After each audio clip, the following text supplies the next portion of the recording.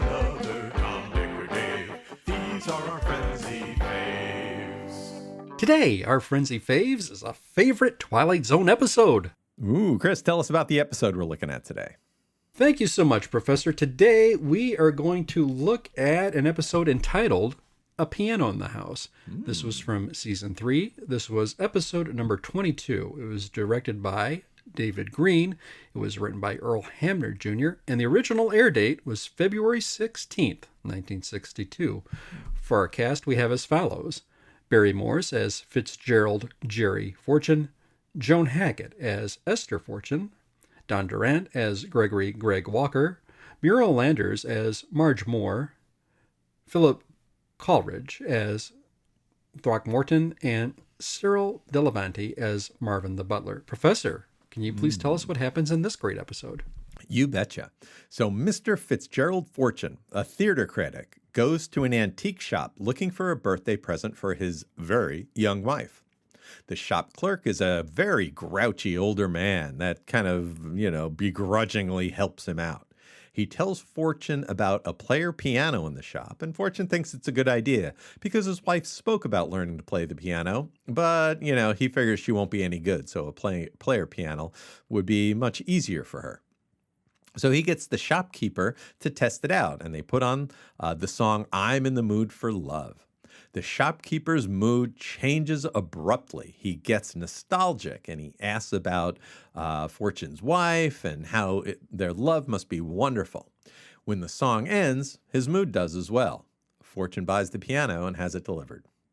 At home, we meet Fortune's wife, Esther. She is much younger. He's like in his maybe 40s or so, and she is 26, and they've been together for 6 years. So she's very pretty, but she's kind of quietly suffering Fortune's putting her down all the time. Their ancient and grim butler, Marvin, comes in the room with them, and they talk about the piano, and Fortune puts on a song called Smiles. Suddenly, Marvin springs to life, telling how he loves his job and his life, and he's positively giddy. When the song ends, his mood does as well, and he apologizes and leaves. Fortune puts on another role. This time it's Saber Dance, which you've heard even if you don't know the name. That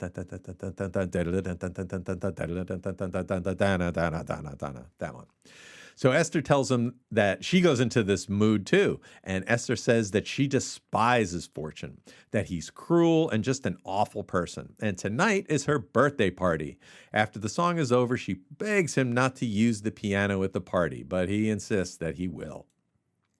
That night, the party's going to be there, and Greg Walker, a playwright, has come early, and he's talking with Fortune. And Fortune puts a song on the piano called These Foolish Things Remind Me of You.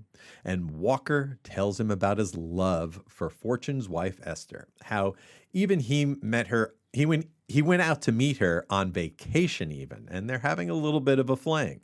And after the song ends, his mood does as well. But, strangely enough, Fortune he kind of already guessed that this was going on. He just wanted him to admit it. The guests arrive, including one vivacious, overweight woman named Marge. She's flirty and is always talking about losing weight, but she never does. Fortune puts on the song Clair de Lune, and Marge talks about loving to dance and that she's really Tina and wants to be as small and perfectly formed as a snowflake and fall into a man's hands and melt. After the song ends, she is humiliated in front of everybody. Fortune hands his wife a piano roll to put on, but she swaps it with another without his knowing. The piano plays Brahms' Lullaby, and Fortune gets sad, telling everybody that he's really not this tough-minded theater critic. He's just a scared little boy who lashes out at people because he's jealous of them. He criticized Greg's plays because he is jealous of his talent and also Marge's lust for life. The guest decides enough is enough, and they go to leave. And finally, Esther leaves with Greg. I thought this was a fascinating story. It's probably groundbreaking then, and it's still pretty cool today. I think you see it coming the whole time, especially 60 years later. But what I think was a real standout in this episode is the actors.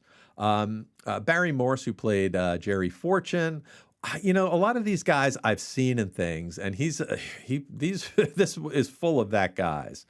Barry Morse was one of them. Throckmorton, and also Marvin the Butler, Cyril Delavante as Marvin. And they were just fantastic actors.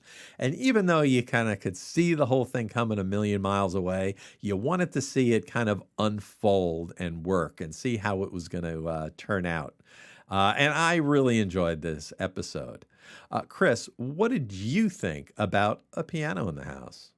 Thanks, Professor. This is a really fascinating episode, but I have to tell you, I think I enjoyed it more after I did some research for the episode and I found out what these songs were, because watching this originally as a viewer, I really didn't know what these tunes were, knowing that they could be hidden musical cues for the characters to act as they're acting there. And I like the lines that Hamner writes here, and I like the way they're delivered, and I think the dialogue that Morse's character says is just so spot on. I mean, we really get to know this guy. He's a man of intelligence, including the cruelty, though we do know that he has an excellent vocabulary. And he's something of a host, too. Everything is sort of formally done, but he's inviting, rivals and people he sort of were bad playwriters into his room for this party here. But everything's still cordial, and I really like the way this is playing out.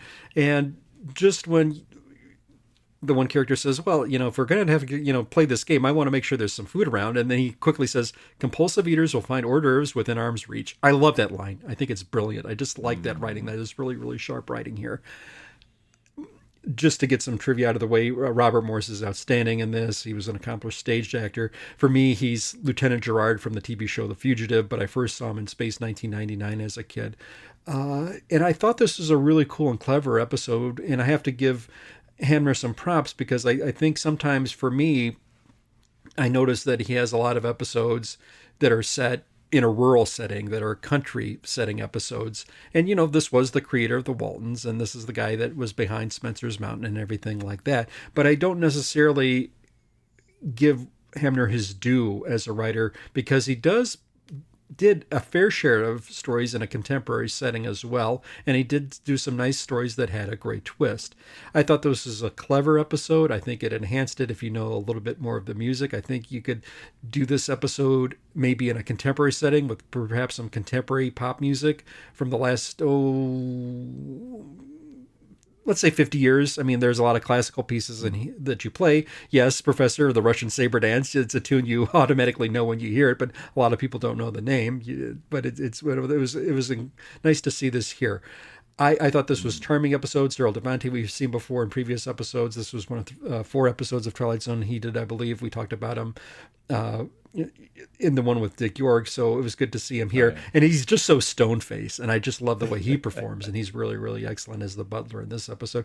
It's a treasure. I like it. It may not necessarily make a top 10 list of people's favorite Twilight Zone episodes, but nonetheless, I think it's a really outstanding piece, and I think all the acting is spot on.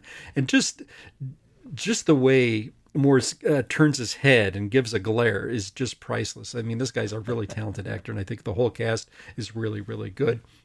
I really feel for everybody that is shedding their emotions when they don't necessarily want to be. They see a piece, people see a piece of themselves that they don't want to see. You feel so sorry for Marge, and it's so heartbreaking to see her go through these paces, and just seeing the torment and cruelty that Morse's character Fitzgerald is putting her through, and he's relishing it, and he gets his comeuppance in the end. And I really like just the flatness that Devante leaves him in, a shell of his former self, and he's broken at this point. It's a tour de force in just a half hour, and it's a really great episode, in my opinion. Yeah, I agree. It's so funny that they have really good writers. And, the thing about a lot of these Twilight Zone stories is, they're old. And what used to be fascinating for a 1962 audience may not be fascinating for a 2024 audience. But the acting is so good. That I read somewhere that, like comedians, they tell a joke.